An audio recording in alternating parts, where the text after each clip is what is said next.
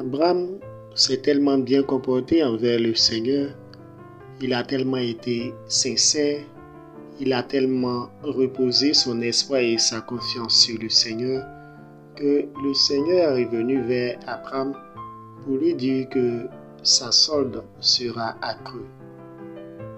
C'est vrai que Abraham a déjà entendu les promesses du Seigneur, mais quand le Seigneur vient lui dire encore cela, Abraham a quand même un peu de doute, car il s'en va sans descendance et il pose le problème au Seigneur en précisant que c'est Eliezer de Damas qui sera son héritier. Mais le Seigneur lui dit non, que tu auras une descendance nombreuse. C'est une personne qui sortira de tes entrailles qui sera ton héritier.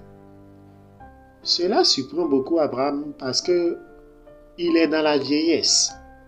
Sa femme Saraï également. Alors il se demande comment est-ce qu'ils pourront encore avoir des enfants. Mais le Seigneur précise en faisant sortir Abraham et en lui disant tel qu'il y a les étoiles dans le ciel, tel qu'il y a de la poussière sur le sol, ainsi ta descendance sera. Abraham croit. Oui, et pour cela, le Seigneur le trouve juste. Nous sommes justes par la foi. Nous sommes justes parce que nous croyons au Seigneur. Nous sommes justes parce que nous acceptons la décision du Seigneur. Nous sommes justes parce que nous comptons sur les paroles du Seigneur. Et quand Abraham revient encore demander au Seigneur un signe, le Seigneur lui demande de se procurer une certaine catégorie de bêtes. Un taureau, une tourterelle, un pigeonneau, un bélier, une chèvre.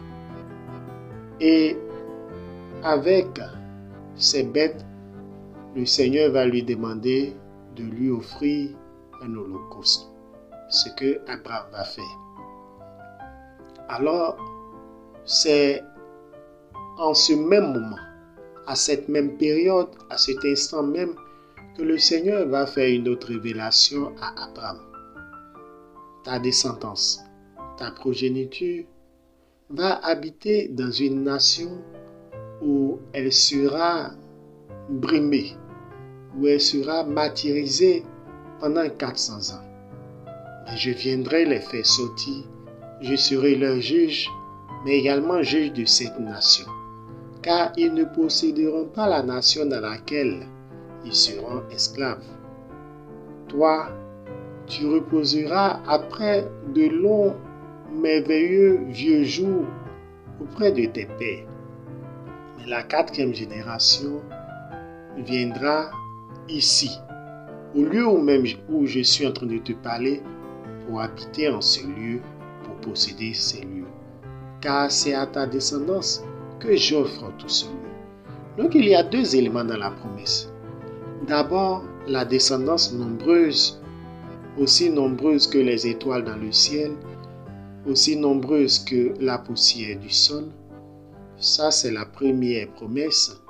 La deuxième promesse, c'est à ta descendance que je donne cette terre où tu es étranger aujourd'hui. Ces paroles du Seigneur sont des paroles fortes, mais ce ne sont pas des paroles qui vont se réaliser physiquement demain matin, puisque Abraham n'a même pas encore de descendance, il n'a pas encore d'enfant, et Saraï n'est même pas encore enceinte. Alors, quand est-ce que ces promesses-là vont se réaliser? Souvent, nous nous posons aussi des questions concernant notre cas, concernant notre situation, concernant ce que nous vivons. Nous demandons au Seigneur, mais Seigneur, à quand ma victoire? Seigneur, quand est-ce que tes promesses vont s'accomplir pour moi? Seigneur, regarde tout ce que je vis. Seigneur, regarde tout ce que j'endure. Oui, le Seigneur voit, le Seigneur entend. le Seigneur sait. Mais est-ce que toi, tu crois? Parce que Abraham a été trouvé juste par la foi. Et c'est par la foi qu'il est en train de posséder ce que le Seigneur lui a promis, c'est-à-dire une descendance nombreuse et ce terrain, cette terre, cette forêt où il est étranger. Toi qui te plains, as-tu le comportement d'Abraham? Es-tu prêt à tout abandonner pour suivre le Seigneur? Es-tu prêt à croire au Seigneur, même quand il y a le contraire de la promesse? Est-ce que tu utilises la promesse comme étant ta ligne d'espoir, ta ligne d'espérance? Est-ce que tu ramènes à chaque fois ta vie à la parole du Seigneur? Est-ce que tu utilises la parole du Seigneur comme ton support, comme ton tremplin, afin de ne point tomber? Oui, parce que c'est vrai, tu pourras trébucher, mais le Seigneur, lorsque tu crois en lui, te relève toujours. Il ne permet pas que ceux qui croient en lui demeurent à terre, demeurent piétinés. Si tu dis que tu crois au Seigneur et que malgré cela tu es découragé, analyse alors ta foi. Car le Seigneur même dit que c'est par les épreuves qui vérifient la qualité de notre foi. Quand il y a des épreuves, c'est à partir de ce moment-là que chacun de nous sait s'il croit ou s'il ne croit pas. Mais s'il n'y a pas d'épreuve, pourquoi dis-tu que tu crois? Il faut qu'il y ait des épreuves, comme ces élèves, ces écoliers, ces étudiants, à qui on donne des formations. Oui, il y a des enseignants qui viennent leur donner des formations. Il y a des enseignants qui viennent leur donner des cours.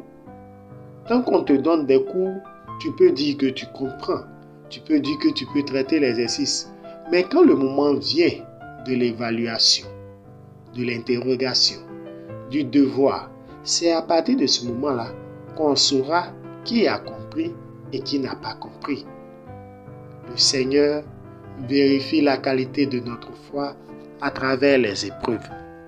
Que les épreuves alors ne soient pas pour nous des raisons de chute, des occasions de chute, mais plutôt des moyens pour marcher la tête haute vers la promesse du Seigneur. Que sa main nous guide au nom de Jésus.